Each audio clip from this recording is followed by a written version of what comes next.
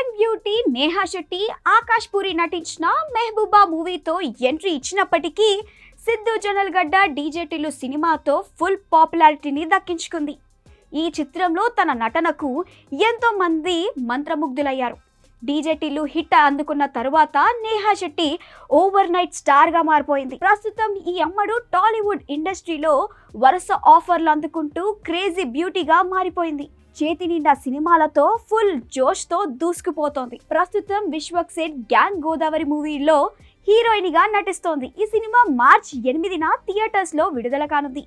ఈ క్రమంలో నేహా శెట్టి వరుస ఫోటోషూట్స్ చేస్తూ కుర్రాలకు ట్రీట్ ఇస్తుంది. తాజాగా ఈ అమ్మడు చీర కట్టి సాంప్రదాయంగా ఉన్న ఫోటోలు షేర్ చేసింది. ఇక వాటిని చూసిన వారంతా మోడర్న్ డ్రెస్ లో కంటే చీరలోనే మరింత అందంగా ఉన్నారంటూ తెగ పొగిడేస్తున్నారు. ప్రస్తుతం నేహా శెట్టి పిక్స్ నెట్టింట్లో చక్కర్లు కొడుతున్నాయి.